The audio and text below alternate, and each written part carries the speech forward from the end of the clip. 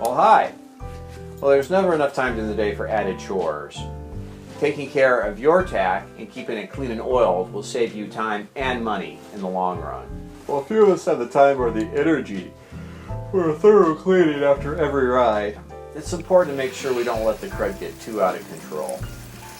But there are a lot of distractions, I understand.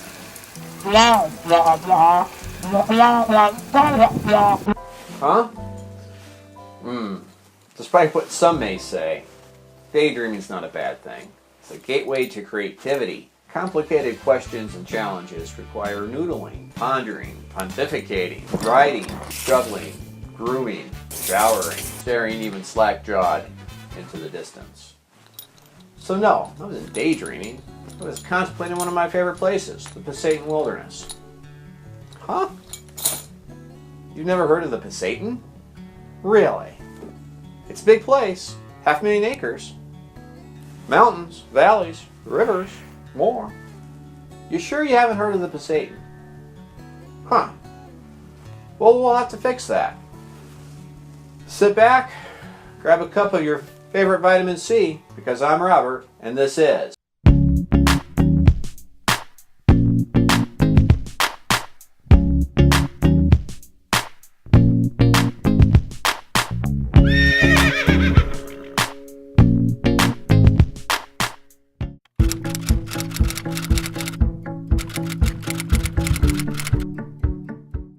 the Pasayten. Well, evidently it's not as well known as some other wilderness areas. That's okay, because I really like a little bit of solitude with my wilderness experience. And tucked along the Canadian border in north central Washington, the Pasayten has loads of solitude to offer.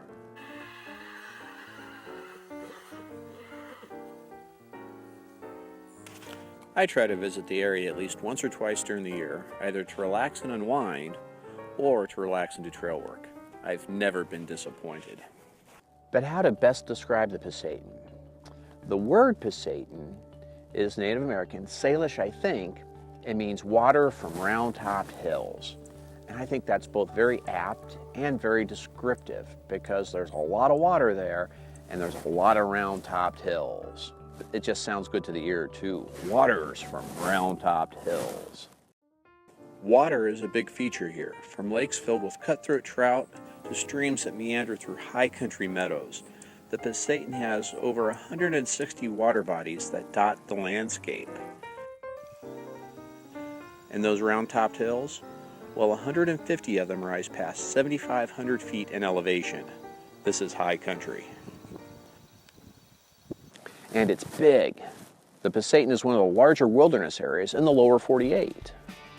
The Pasayten is 531,375 very big acres in a very wild piece of country in north central Washington. And those 830 square miles have over 600 miles of trails to explore. I really like those numbers, especially the 600 miles of trails part. From streams to mountains, this place has a lot to offer stock users.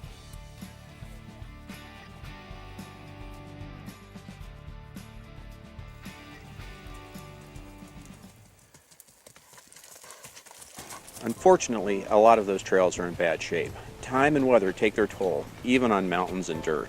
If you decide to visit, be sure to check the trail reports and bring a saw. Shall we cut it? This is Stella, and Stella always comes with me when I go into the wilderness because I'd much rather carry a big saw than have to cut a trip short.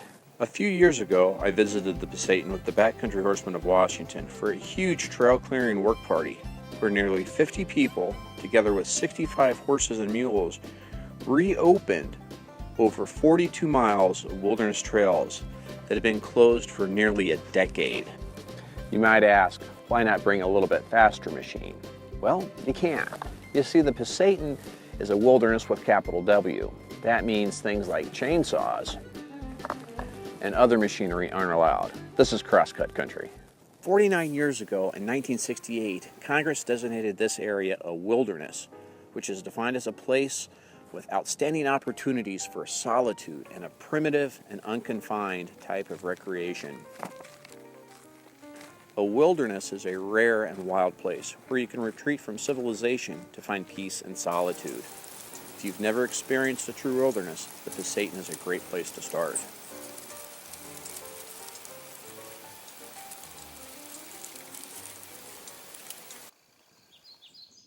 Riders that make the trip north will have a variety of adventures waiting for them here on the Canadian border. In the western side of the wilderness, rugged ridges rule the area, whereas in the east side of the wilderness, more park-like plateaus prevail. Visitors to the Pasayten will see evidence of wildfires.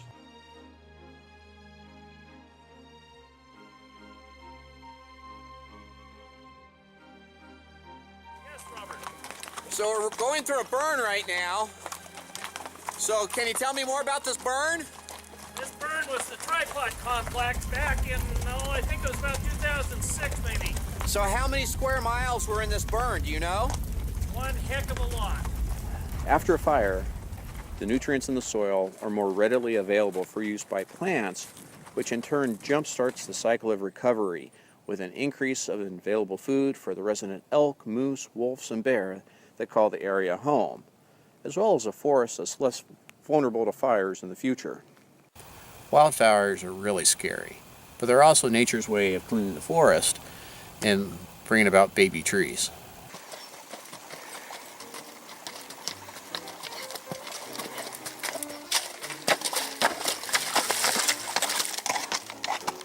The Pasayten is a fabulous place. It's well worth visiting and daydreaming over.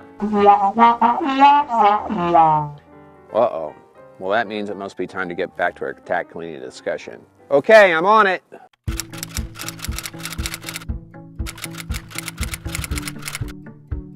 Cleaning tack is probably the last thing on your to-do list. I know it is mine. I hate it. It's a pain in the butt. But this is a great time to do it because it is winter. Taking good care of your tack will extend its useful life and will also help prevent accidents by helping you find issues now before you find them on the trail. So let's get inside and get cleaning.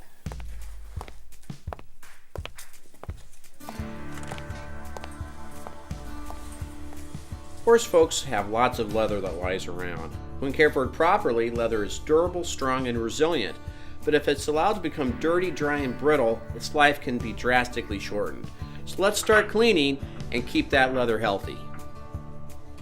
Before you start the cleaning process, it might be a good idea to take a picture of whatever items you're cleaning before you disassemble them so that you can put them back together when all is said and done. I like to start the cleaning process by disassembling whatever piece I'm going to be cleaning, and while I'm doing that, I want to inspect that item for broken stitches, cracked leather, any type of issue that would be a lot easier to fix now than when we get out on the trail. And now it's time to clean. All we need is some saddle soap, a sponge or a rag, a brush, and some warm water. Use the brush to work up a lather on the leather. After you've loosened all of the crud and dirt with your brush, feel free to dunk that item in your bucket of water to flush out all the dirt and the salt. It's not going to hurt a thing. Water is our friend. A lot of people think that leather and water are a bad combination, but I don't know that I believe that. Leather that's in good shape can handle some water. I'm not suggesting that you soak whatever item it is, but use enough water to really flush out all the dirt and the salt. In many ways, sweat is worse than dirt for leather. Sweat is salty, and salt is bad, bad, bad for leather. I want to remove as much of that salt as I possibly can when I clean, and I like to use a lot of water for that. If you have leather treads on your stirrups, you're going to want to be extra careful when you clean them, because mud and manure can be really hard on the leather. That's why I like these plastic endurance style stirrups. They're really lightweight, virtually indestructible, and super, super comfortable with this cushion padding. They're also as ugly as sin. Ellie says, function over fashion any day of the week. Once all your tack has been washed, scrubbed, thoroughly rinsed, it's time to dry. After drying, it's going to be time to oil if it's leather. So let's talk about that. When you oil your leather, don't use a lot. Use it very sparingly. I really think that most people underwater and over oil when they're working on leather goods. Another reason to use oil very sparingly is that if you use too much of it, the oil can actually break down the fibers of the leather. So you don't want to use too much. I've had a lot of people tell me they use olive oil for their tack. And you know, I have in a pinch as well. Unfortunately, I think there's better products that are available specifically for leather work. Besides, I get in trouble when my wife finds that I've raided the pantry. Isn't that right? Cleaning our saddle really isn't any different than what we've done already. First, we want to remove all the pieces, parts that we can so that we can get at every bit of leather. Once we can get to all of the pieces, parts of the saddle, it's the same as before. We're going to wipe it down, use soap if we can, let it dry, and then sparingly wipe it down with oil. Now that we have all of our leather clean, let's work on that bit. Throw it in some water to get everything nice and loose, and then switch over to your toothbrush. A clean one, I hope. I really like scrubbing with toothpaste. It won't harm my horse if I leave any residue, and it's minty fresh. As the instructions say, wash, rinse, and repeat. When it comes to cleaning a tack, there's really only a few steps. 1, wipe it down. 2, scrub it with soap. 3, rinse it good. 4, dry it good. 5, condition it or oil it. 6, put it back together. 7, take it out and use it again. Cleaning tack. I can't say that it's my most favorite thing, but it is a very important thing that we should do. I try to give all of my tack a thorough cleaning at least once a year, and I really encourage you to do the same. Tack is really spendy. Taking the time to clean and condition it, though, will make that investment last a lot longer.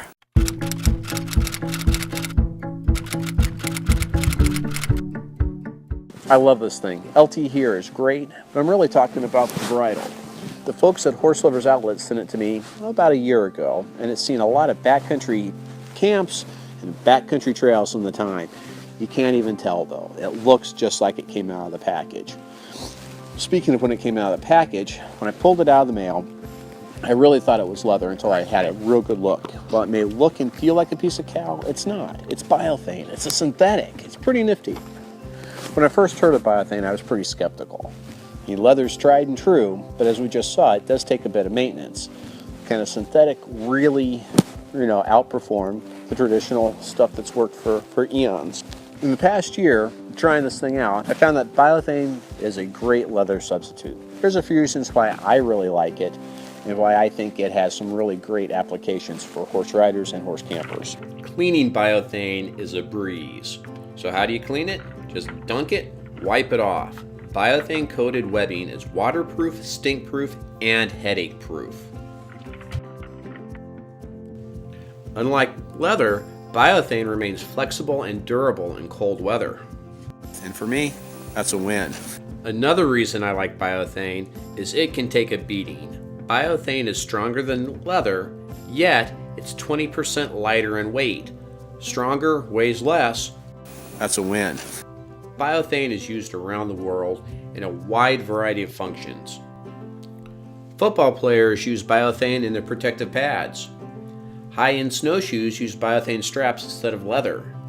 NASA even uses BioThane in outer space. The stuff gets around. Of course, a bridle is more than the material that it's made out of, and this bridle is put together really nicely. There are no rough edges against my horse that could potentially rub. I want LT to be as comfortable as possible, and Horse Lovers Outlet does everything that they can to make that happen. Do you agree with that? Do you agree with that?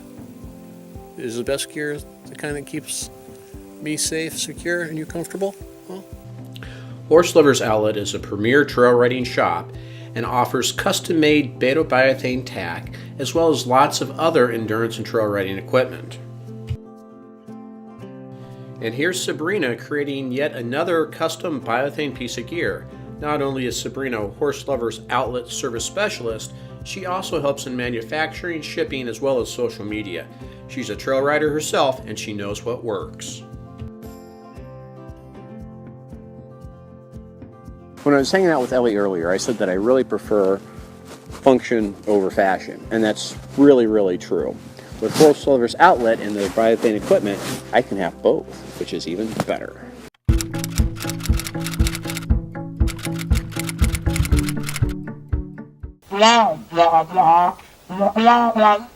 What do you mean?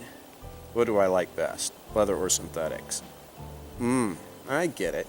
We were talking about cleaning leather, then we started talking about BioThane and your snazzy bridle. But which do I like best? Really? The skins of your bovine brothers? Call them BS on that one there, little man. Cows are more closely related to whales, and you're more closely related to a rhinoceros than you are to each other. Bovine brothers? So which do I like best? It depends. I use both types of gear, leather and synthetic. This is my rain riding saddle. It's mostly leather, as you can see, but it also has nylon latigos and a few other synthetic components. This sawbuck pack saddle has all synthetic rigging. It's super strong, it's pretty lightweight.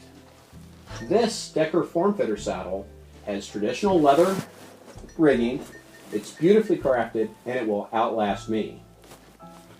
Let's talk about the pros and cons of leather and synthetics.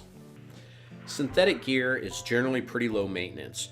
BioThane is easily cleaned with soap and water. Just dunk and go. Cleaning this stuff is so easy. Just dump it in a bucket of water. I'm pretty lazy, so for me this is a great benefit, especially in the busy summer months when I'm constantly on the trail. Most synthetic gear weighs less than its leather counterpart. A synthetic rig can weigh up to 2/3 less than a traditional leather saddle. When you're covering long distances and spend many hours in the saddle, any way to ease the weight burden will be really appreciated by your animal and you. Synthetics are virtually weatherproof. Rain and water crossings, no worries. Synthetic gear comes in almost every color imaginable. This sawbuck pack saddle has all nylon rigging, which makes it really light and really tough. Unfortunately, it won't win a beauty contest. One thing to remember about nylon webbing, however, is that it can collect dirt and smells. Think about a dog collar after the puppy has rolled in something ripe. Now let's talk about leather gear. Leather is traditional, and it is by far the most used material for tack, packing, and saddles. That being said, leather does have some downsides. Leather can be expensive. Quality comes at a cost, and a well-made, well-fitted saddle can be spendy, but it will last a lifetime. And if you decide to sell it, a leather saddle would have a better resale price than a synthetic one. Proper maintenance is a must with leather gear. Regular and thorough cleaning is essential. A simple wipe over just isn't enough. You've got to clean and condition the hidden parts of the saddle and your gear as well. Leather is also really, really pretty. I know form over function, but a piece of quality leather work is a sight to behold. Leather smells really good too. Or maybe that's just Ellie.